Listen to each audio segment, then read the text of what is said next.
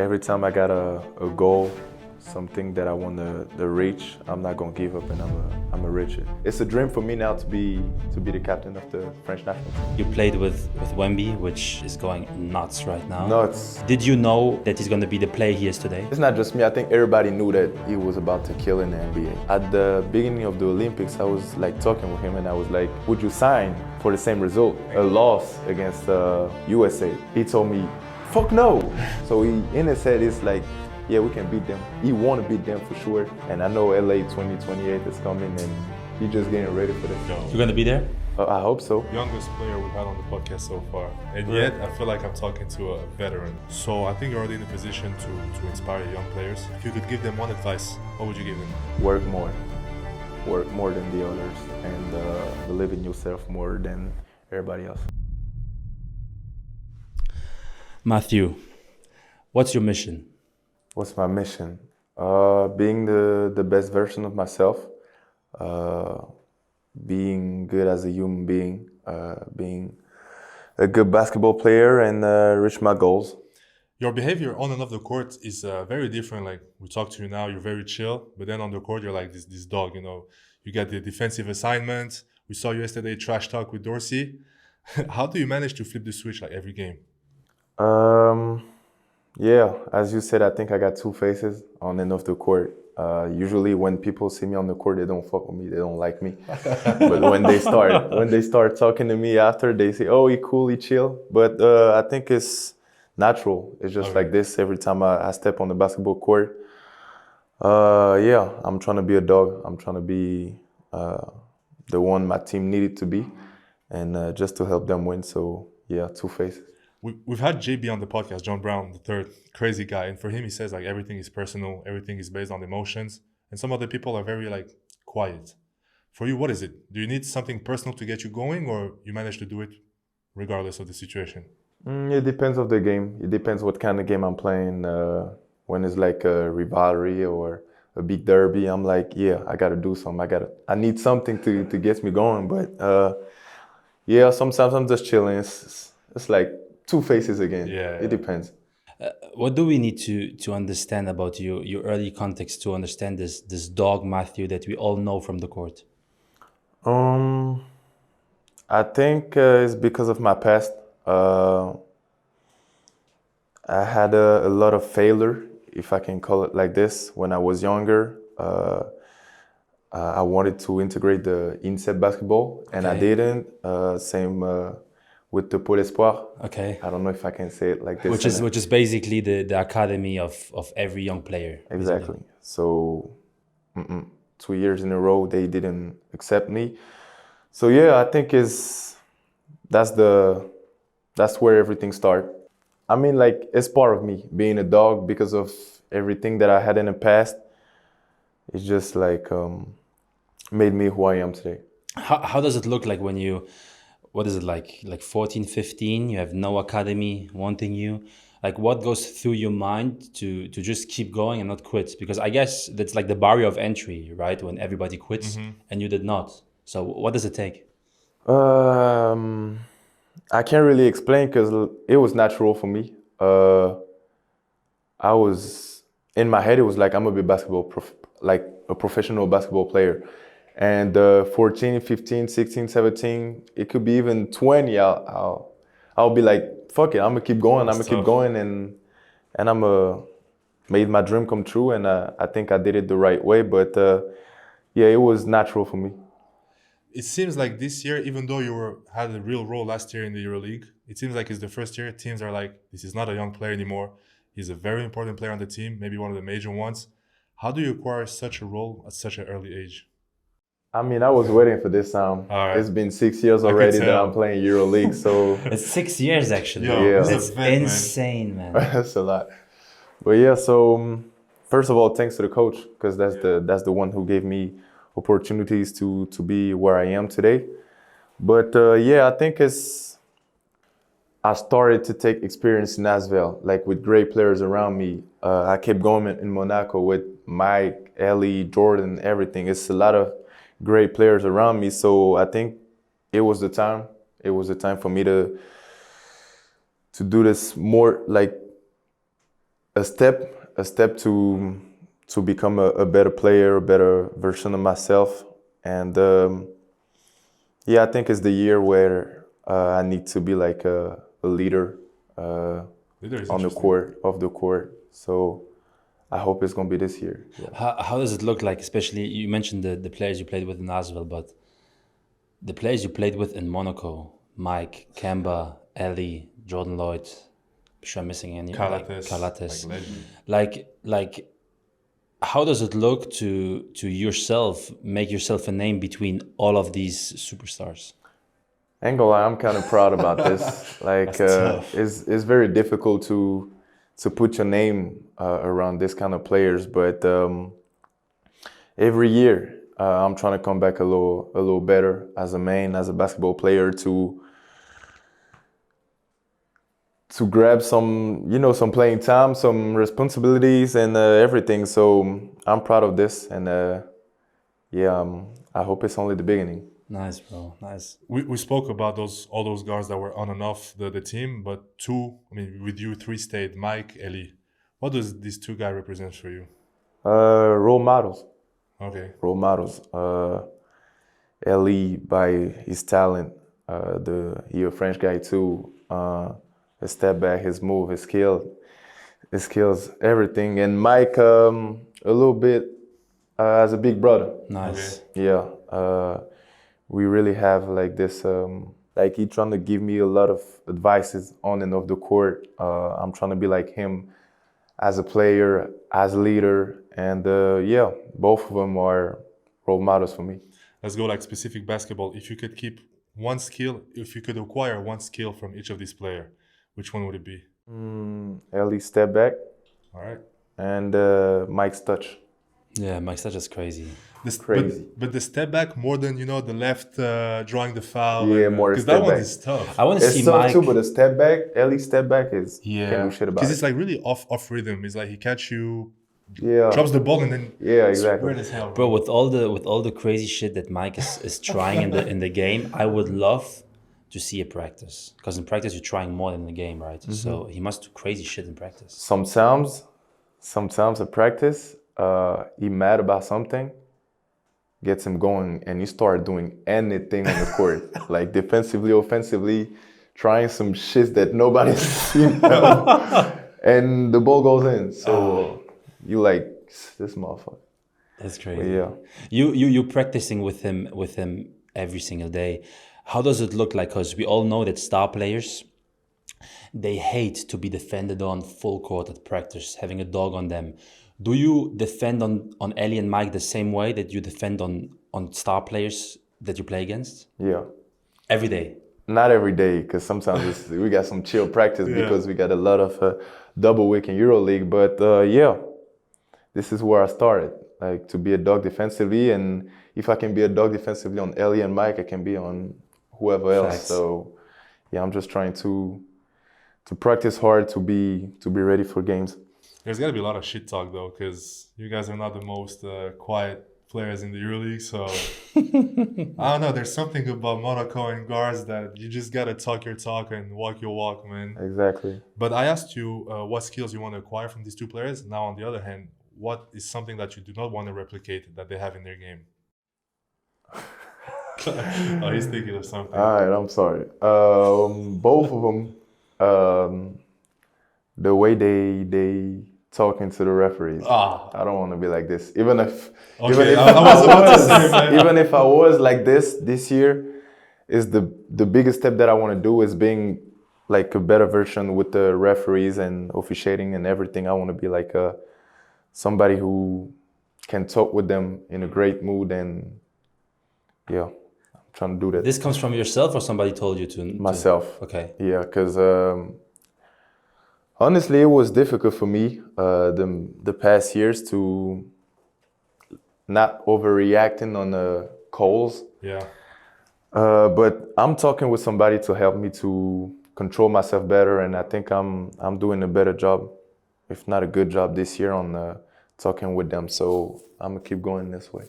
But bro, we've been around the Monaco team for a few years, so we've been watching pretty much all your games. Yeah. And okay, you guys have the talent, you guys win games, but what I feel is coming back a lot. I don't know, nervosity a lot, a lot of tensions, a lot of frustrations. Despite the fact that you win a lot of games, seems like, always complaining. Where does this come from? I think it's about the team spirit. Everybody want to be better as a player and as a team. So we want more from everybody, and as a group, we just want to be like the best version as we can be. So that's why we always wanted for more, always complaining. Being Monaco basket. I think that's how you guys function. Yeah. Yeah. I think it's how you guys function. I know you want to talk about something like the mountain, the up and downs. Which The one? inconsistency. Yes, you said. Yeah. You guys are big time inconsistent. You even said it yourself, right? Yeah. And how do you? Is this something as a team that you all together trying to fix this year to eventually win the chip, or like how does this look like? I think we have to. If you want to win any chip, it's been EuroLeague or French League or whatever, we got to be consistent. And for the moment, we're not. So actually, we got a good test tomorrow. We played a good game yesterday against Olympiacos, and it's time to do it again against one of the biggest club in the EuroLeague. So yeah, if you want to win a chip, you got to be consistent. You just talked about Olympiacos, so I just got to ask you about this little matchup you had with Tyler Dorsey. Mm-hmm. Amazing matchup, two very talented guys. Got chippy at some point. Why are you so intense in those big games? Is it also because of the crowd that's behind it, firing you up, or he did something in particular that you didn't like? What happened there? A little bit of everything. For sure, the crowd. It did something that I didn't like. I don't know if everybody see it, but he kind of... Yeah, he grabbed you and kind of pushed you. He grabbed me. So I grabbed him back, pushed him back, and then he started doing this twice. But I acted smart. See, he got the flag. I ain't got nothing. But yeah, I had to do something just to wake my team up, to wake myself up, and like create something. And it's part of me. It's part of which maybe Mafia of last year would have get a technical, maybe. Probably, for sure. But it's part of the game. At the end of the game, it's like have good job, and like I said, it's part of it. Sometimes you gotta be cheapy to make it interesting. I would like to ask you a question because there's so many guards that are small and like think they cannot make it, at this level that you are playing. And I think this comes with the confidence you have, right? I think you have an immense confidence that not a lot of players have in your league. How did you build up this confidence? I think I was raised and born with it, to have like confidence in myself. And also, I'm gonna come back to it, but I got role models in front of me, and I got like players that I'm watching a lot. I got Mike, I got Shane. Recently, we got TJ Shorts, and these kind of players are even Mike not gonna like it, shorter than me, but they still performing at the highest level. So I just have to look them up and to try to, I don't know, steal some moves, steal some reads, and trying to be like them and still being myself though, but trying to play like they do. It's very interesting what you said. You mentioned Shane, you mentioned Mike, you mentioned TJ, but they're all Americans, right? And we know that in America, it's different kind of mentality, I want to really know like what did you had to do different in the French basketball or European basketball system to stand out this way, being 6'1"? I think I was like on the line every time, like borderline every time.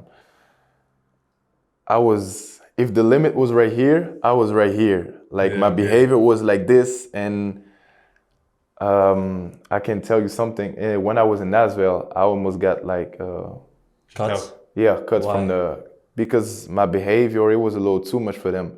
So it was like, we can handle this. Zvezdan, Mitrovic. No, before when I was younger. Oh damn. When I was younger, so it was like, that's too much. We can't handle this no more. You got to leave. But I had the chance to stay in the club, and I was like, okay, now they know that I'm like this.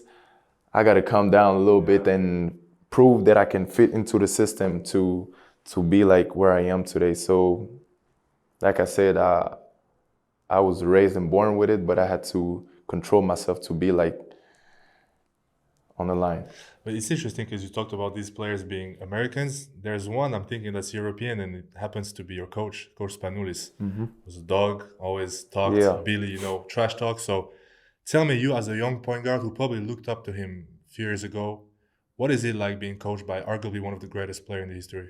It's a chance, for sure. It's for sure a chance.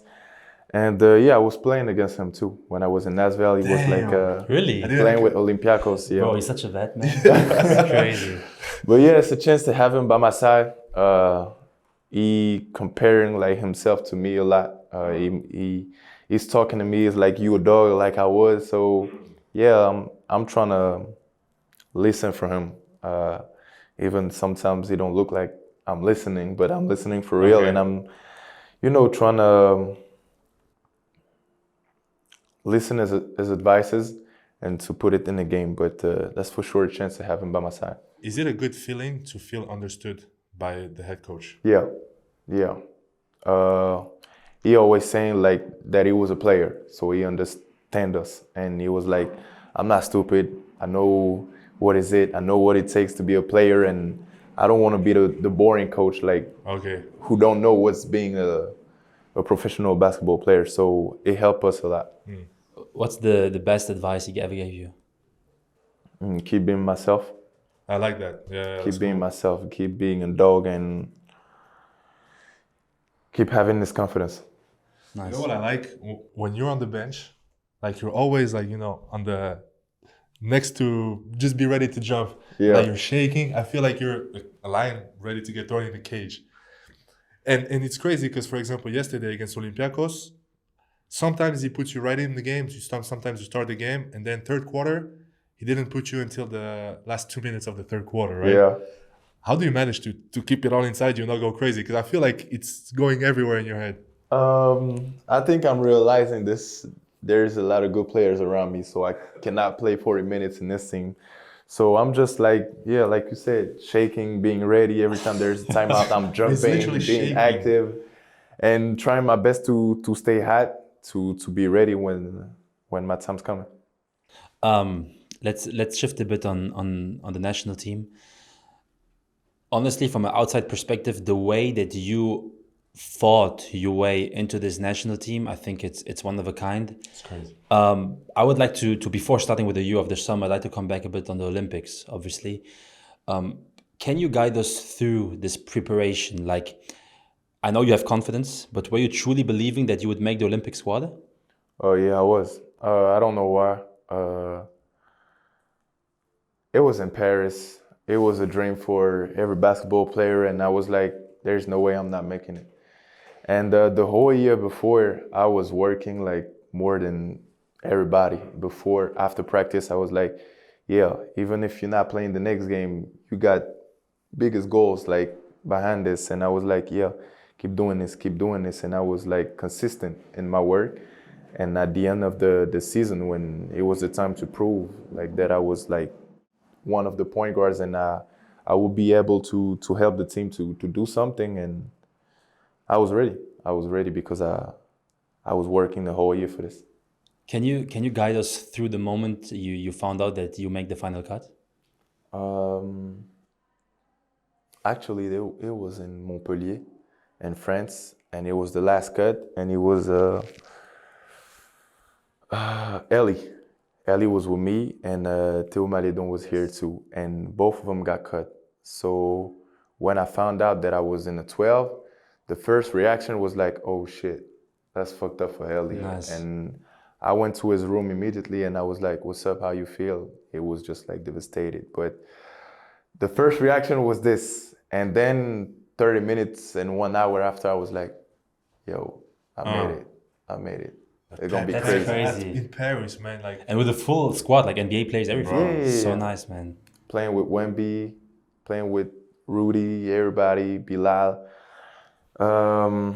Yeah, I realized it, and I was proud of myself. But it was just the beginning. The goal was to do something at the Olympics, and luckily we did. But first, yeah, it was a good feeling. if there's one memory you can keep from this Olympics, which one would it be? Come on. I mean, as a team or I as, know as a which one. basketball I player? know you got which it. one. You choose. Tell me. I know which one. It's not selfish. as a basketball player, for sure, the shot against Japan. And as a team, the final. Even if we lost, the final. More than the semifinals. Just to be able to compete against those guys like LeBron, Crazy. Steph, KD, my Bro, favorite player what the ever. That's so crazy. Yeah. Can you, because obviously without this shot, you wouldn't have made it to the finals playing against all these players you just mentioned. Can you please describe us this shot action, the entire action? What happened? It was like a sideline out of bounds. They passed it to Evan, who was supposed to take a shot, but everything was closed, so he passed the ball to Rudy. And Rudy was finding something. He was looking for something, and he found me like open. And I saw somebody like closing out on me crazy. I was like, oh shit, if I'm shooting, that's a block for sure. So I just put a dribble, shot. He put his hand right here. I flopped a little bit, and boom, 3+1. And then But a little the bit free of throw. aura. But the free throw. The free throw. No doubt. No doubt. No doubt. Zero. Sometimes I'm going to the line in EuroLeague and I'm shaking. I'm like, oh, what's up? I don't know if I feel well today. But at this moment, the confidence was so high. I was like, yeah, there's no way I'm That's missing. tough, bro. No.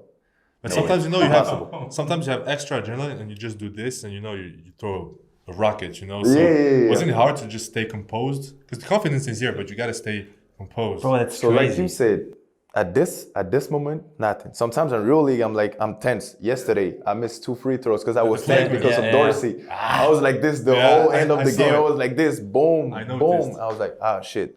But yeah, the past summer at the Olympics, I was like, there's no way I'm missing this. Can you explain why?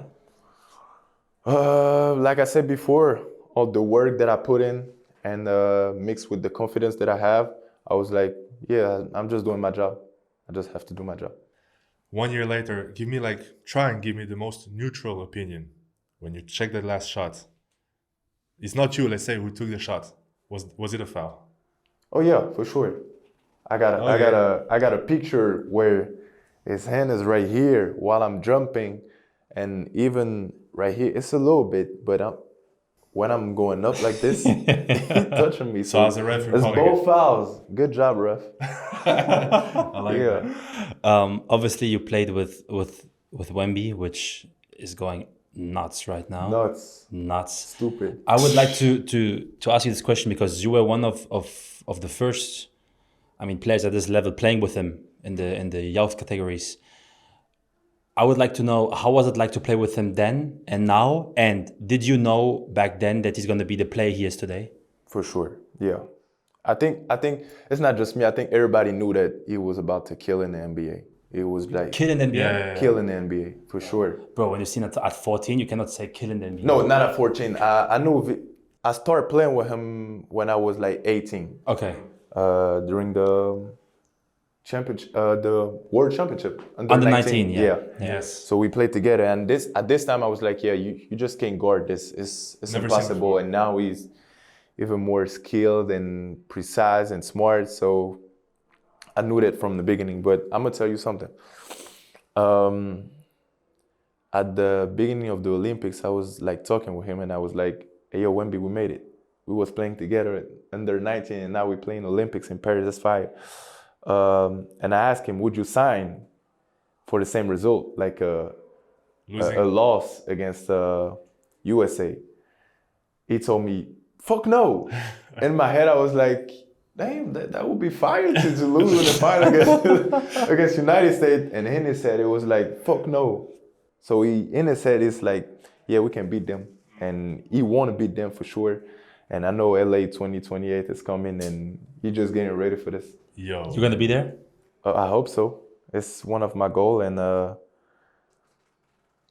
yeah, I hope so. I'm gonna keep it like this. I hope so. Would you go to the monks in China and shave your head as well, or it's too much to ask? To go to the Olympics 2028? Yeah. Yeah, let's say. If that was a condition, yeah, for sure. I'm going there. I'm shaving everything. I'm going to the Olympics again. Now, 1 year ahead, this summer, you came in with the French national team as, let's say, one of the major players. Like, people are expecting you to be there. Preparation went amazing. And I think it sucks to say, like even me it hurts. I think it's the last game, right? Hurt and out for the tournament. In Athens, yeah. How did you feel, man? Pretty bad, really bad. I was when they told me that I was not going to not going, but I was not gonna be able to play against the European like countries. Like my dream was like fucked up, and I was crying the whole night. I needed to call my fiance, my parents. I had to talk with the coach, with Freddie, with Boris Dio. So everybody helped me.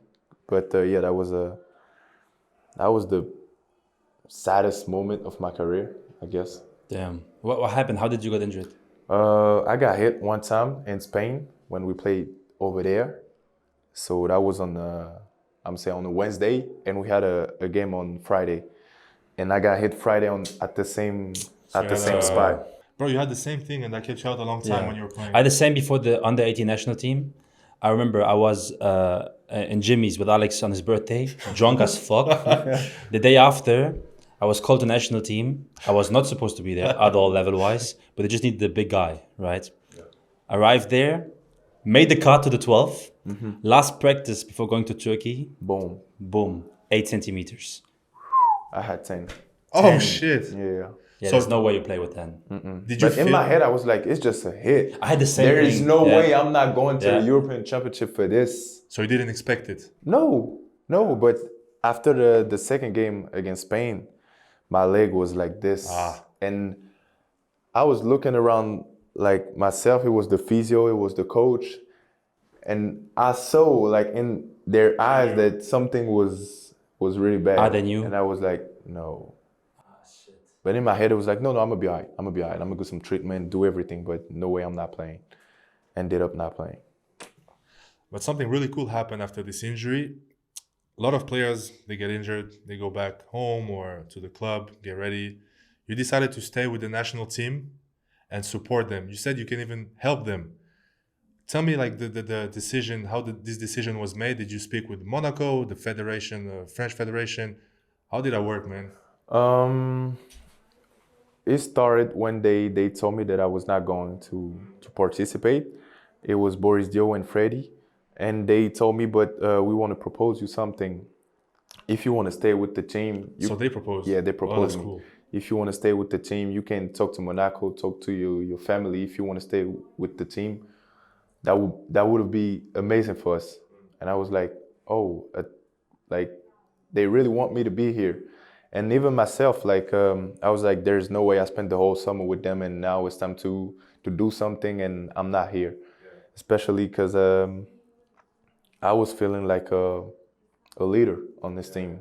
I was talking to everybody. I was trying to help, like with some words, with some plays on the court, with everything. And I was like at my position, like right where I wanted to be, and. Even just being here around them, I think it helped some of them. It looked nice, man. Yeah, that was a great memory for me. Do you think if that injury wouldn't have happened, the outcome of the French national team would have been different? For sure. Why? I mean, this is what I think, because we lost against Georgia, and it was a point guard, Kamar Baldwin. Yeah. Yes. Who killed us. Yo, he didn't do shit for the whole tournament. And then he goes stupid against France. That's what I'm saying. I knew he was a good player. Yeah. Because I played him it was in EuroLeague before. Yeah. With Baskonia, but in my head I would be on a mission. Like on a mission, dog mentality, to play defense, not even scoring if I don't have to. Just stopping him. And I think it would have been different. You said in an interview, I think it was in the middle or maybe after the tournament, that you want to become the captain. Yes. Of the French national team, right? Is this something you thought about since a long time, or you really felt in the preparation, okay, I'm going to be the captain? Because honestly, I was surprised the way that you handled the preparation. Like, you were killing it, man. Like, on the court, off the court, in defense, it was like, yeah, captain, for sure. No, it just happened last summer. Okay. I never thought about it. To me, it was Batum, and Batum is a legend. Like, no way I'm it's Batum right here and Strazel right after. I was like, it's impossible. Yeah. But yeah, last summer, I was like, damn, I really love this group. I think I can help the young players, the old players. I was like, No, the connection between the old and the young generation. The connection between the old generation and the new generation. So, because I was used to play with Gershon, Elie, Zay, team. And I played with Wemby, Bilal, Zach, and everybody. So I was like, brothers, dang, I can really help. And I felt like everybody was listening to me. The game we played at Bercy and against Spain, we were down like 10 to 15 Came back at halftime, and naturally I talked to them. I was like, nah, this not the way we want to play. This not the face we want to show to Paris and to the whole country. And I felt like everybody listened to me, and I was like, yeah, it's a dream for me now to be the captain of the French national team. halftime speech against Spain reminds me of another good point guard in Facts. France. Yeah, but no, can't compare this. Can't compare this. Hey, who knows? The trajectory, like as you said, everyone doubted you. Everyone said this is not happening. Yet you prove step by step that you deliver at the highest level. So why not think that you can become one of those legendary players for the national team, right? That's an objective for sure. That's a goal. That's cool. And then it's funny because you had this interview saying you want to be the captain of the national team. And then you come to Monaco and you have another interview. Someone asks you want to be the captain of Monaco? You say, hell no. Like, this is not for me. This is not for me. Why is not for you? Too much shit to deal with. Yeah, too much shit. Too much egos, too many shit to deal with that I don't want to deal with. I need to worry about myself first when I'm with Monaco to help the team to win and to be the best version of myself. So it was too much to handle. And obviously, it's a lot of great players with more experience than me in Monaco. So I don't need to be captain of this team. Who's the captain? Mike. Nice. That's got to be interesting. Mike You got as Mike. captain. You got Nico. We had Nick. You have Alpha. Nice. So it's a lot of players who can fit this role perfectly. But I feel like all those guys are leaders, but not vocal leaders. Like they show by example, but from my perspective, they're not going to be the guys that take a speech at halftime and say, yo, guys, like, wake up. Who's taking this role? It depends. Sometimes Mike is talking, but me personally, I'm definitely going to talk. Yeah, okay. I'm going to talk for sure. Okay. Even if I'm not captain or co-captain, when I feel like I have to talk to help my team to win, I'm going to do it. I don't need to be captain to do this. So usually it's Mike because he's the captain. Sometimes Alpha, sometimes I think it's everybody trying to help everybody to play better and to be better as a team. Talking about Monaco, you won the chip by one game almost last year. What was missing in your perspective? Tough questions, because even like game 5, 6 minutes left, we're up 8. So I don't know if something was missing. We just like had a bad run. As soon as I took the technical against TJ Schwartz, then the game started going bad for us. And I think we should have handled like the last possessions better. That's why. It's interesting you mentioned the French league, because I was actually referring to the EuroLeague. You know, so what was missing against Finland in the last game? I mean, it shows that for you, Yeah, it Paris shows was it- like a yeah. crazy, very big game to win, and yet you missed it. Yeah. That's interesting. It's crazy you mention this, because a lot of players, they don't even mention domestic leagues. Yeah. We have them on the podcast. I For you, do, every game means a lot, Yeah, right? I really care about it. And especially it was Damn. against Paris. It's a EuroLeague team too, so. But Interesting. yeah, against Fenerbahce, I mean, experience. Okay. Definitely experience. Because we started the game well. We was ready. Like, everybody can tell, oh shit, they ready. But then we started like to come back to the old habits, to try to play too much one-on-one, not enough like playing as a team. But everybody's saying this, but if you look at it, Fenerbahce was playing switch defense. So it's tougher to move the ball when the defense is playing switch. It's our qualities. You got Elie, you got Mike, you got Nico this year, but last year was DT. Mom on the post, me, Jordan Lloyd. It was a lot of good players on one-on-one. But sometimes, yeah, you got to play as a team to win, and it was tough because they play switch defense. A lot of people are going to say that the biggest game of Monaco last season was Olympiacos. However, I got to say it's game 5 against Barcelona. Like, especially because we're here and we experienced it. This was, for me, the most nervous atmosphere to be in. Like, you couldn't even breathe. And I saw your reaction once the whistle blew. It was like just a huge amount of pressure getting released, right? Yeah. How did you feel, bro? Very good, obviously. That was an amazing feeling. But I'm going to bounce back on what you said. I think it was experience too. Because the last 3 years, it was game 5. We won against Maccabi.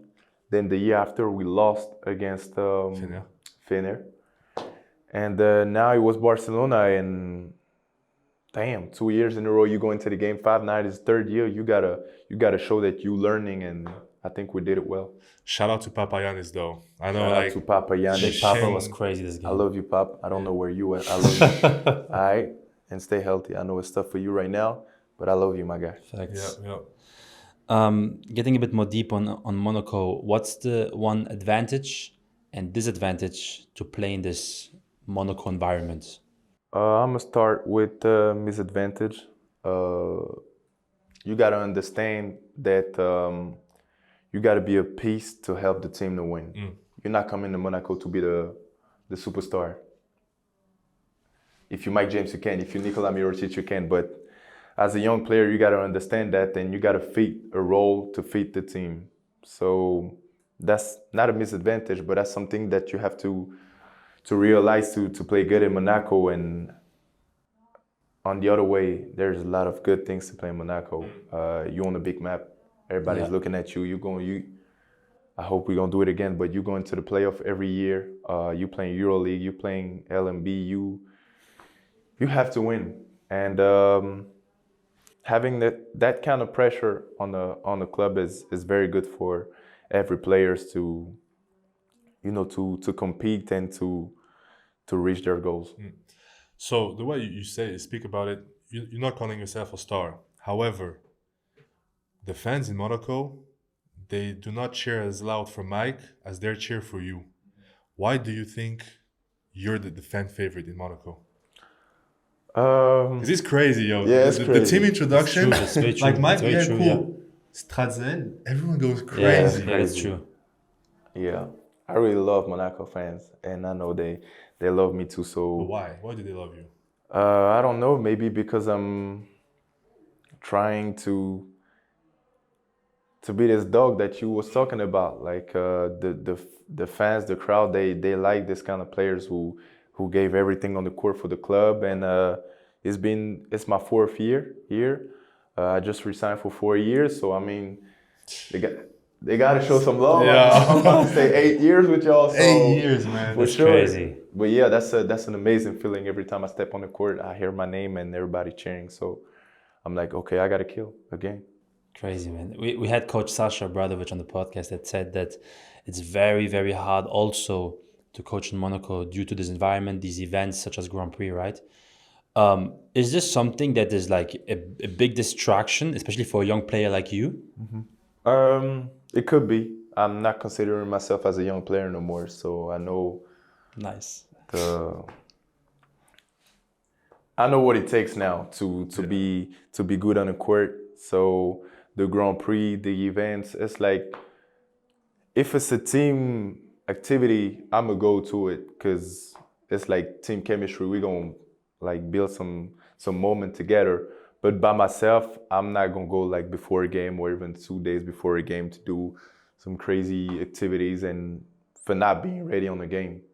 The outside is cool, but my job is to be like professional, like to be a good basketball player, and I'm doing everything I can to be this guy on the court. We got to point out this is a Halloween period, and we've seen some fun pictures about your Halloween parties. Do you have one planned now? Not this year. Last year we did as a group.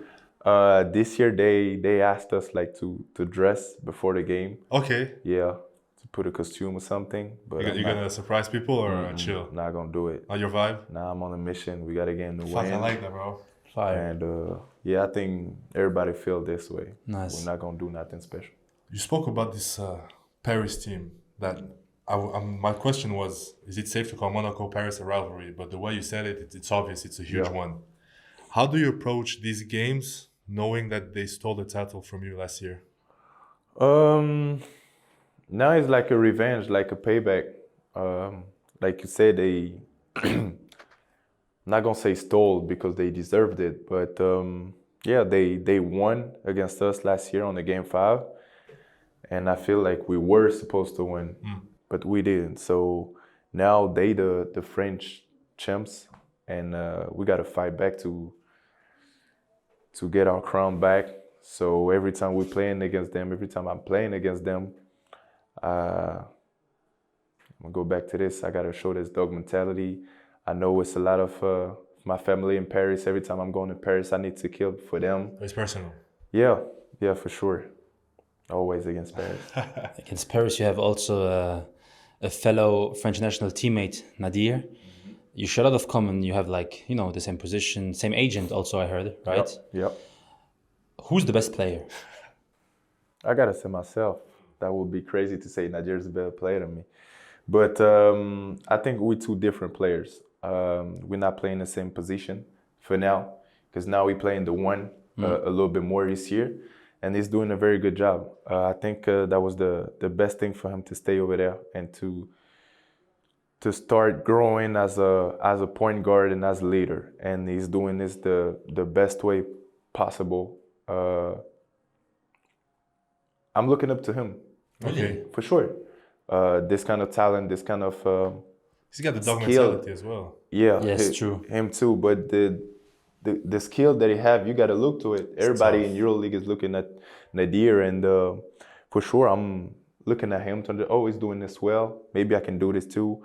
I think everybody's looking at each other to be the best version of themselves. And I'm looking up to Nadir, but I'm still the best player than him. Love you, Nadir. He definitely, it's his team, right, in Paris. I think he's in a situation where he controls the entire team. Is this something that you would like to experience or looking for as well, to have a team under control? Yeah, that's a good point. I asked myself, should I leave Monaco to go to below team? Okay. To have the keys of a team and to be the main guy, but sometimes you just gotta accept to not be the main guy on the team, and I think I accepted it because I'm in Monaco, and right now it's Elie, Mike, Nicola, DT, a lot of players around me, but I'm still 23. I think I got time to improving. I'm still improving. I'm still finding a way to be the best version of myself. And when it's going to be the time for me to have a team and to have the keys of a team, I think I'll be ready because I'm going to have all the tools needed to do it. And I can't wait for this time of my career. Quick fact, man, he's the youngest player we've had on the podcast so far. And yet, I feel like I'm talking to a veteran. So much happened to you. That's cool. I liked it. You won the national championship 4 times. Yeah. So I think you're already in a position to inspire young players. If you could give them one advice, especially a more undersized point guard, what would you give them? That's a lot of things that I can say, but the one thing, work more than the others, and believe in yourself more than everybody else. It's tough, man. Is there, because we're talking about confidence here, about fear, is there one player that you fear in the EuroLeague, or let's redo the question in a way who's the most difficult player for you as a dog to guard in the entire EuroLeague? Yeah, I like this second question better. Probably Shane. Okay. Yeah, Shane is. Hold on. We didn't play against FS yet, so you're not gonna listen to this before. Nah, for sure, Shane. Okay. Shane. Kendrick for sure too, but Shane for me is impossible to guard. Impossible. Impossible. Either it's gonna be a foul, either it's gonna like blow by you, either he's gonna shoot, he gonna draw a foul, do something. I think it's as a point guard and undersized like him, I think you cannot do nothing to stop him. By yourself, I'm saying. Yeah. For sure, if it's two System, players on yeah. him, but by yourself is, I don't know. So about this like one-on-one stuff, I'm a very enthusiastic guy to bring back the All-Star, try the All-Star format with the EuroLeague, right? The All-Star game, the dunk contest. But I like what they did in the French League one-on-one tournament. Yeah. If you had to put 4 players in the EuroLeague that would do this tournament, who would it be? Straight One-on-one. Kendrick, Mike, Shane, Elie, and Carly Jones. Oh, nice. Over TJ Shorts? Because he beat Elie Okobo in the French League. Yeah. Elie wasn't supposed to lose this one. But yeah. TJ is right here too. But every time I play against Carly Jones, I'm like, damn, he's tough. The pace that he's playing, he's not rushing. He's just going to a spot. I admire this. Can you give us, like Alex said, an All-Star, EuroLeague All-Star game starting 5, Europe and US? US, Mike Kendrick, Brown from Partizan. Yeah. Sterling Brown. No. Oh, Jones. My fault. Tyreek Jones. Okay. Oh, yeah. As a 5, you mean? Yeah, as a 5. Okay. Tyreek Jones. He's dangerous. Clyburn as a 3. Okay. Yeah. Still now? Still now. He's Okay. hooping in Barcelona. Hooping this year. Okay. And as a 4, who I got on a 4 as an American in EuroLeague? Alpha. There you go. Alpha at the 4. And for the European side, I'm going to put Mirotic Vezenkov, 4 and 5. Small ball. Small ball. Misic at the 1. Maledon as a 2. Okay. And as a 3. As a 3? Madrid. Zonia. Hezonja. Hezonja's tough. Yeah. And who's winning this game?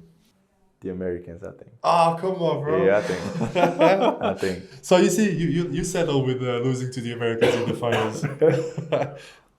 Matthew, a couple more questions before the end of the podcast. A bit more deep about you. I would like to know, what did you discover about yourself that you would have never discovered without basketball? The fact that I'm not going to give up in any case. Now it's part of me on the basketball court, outside of the basketball. Every time I got a goal, something that I want to reach, I'm not going to give up, and I'm a reach it. If one day everything is over for you and you're leaving this planet, what do you want to be remembered for? I want to be remembered as a good human. Simple. Not even a basketball player. I want people to say that was a nice guy, well raised, and who earns respect. So, bro. Thanks Nice, a lot, brother. Matthew. Matthew It's been a Strazel, pleasure. guys. Thanks to y'all. Thank you, Thanks to bro. y'all.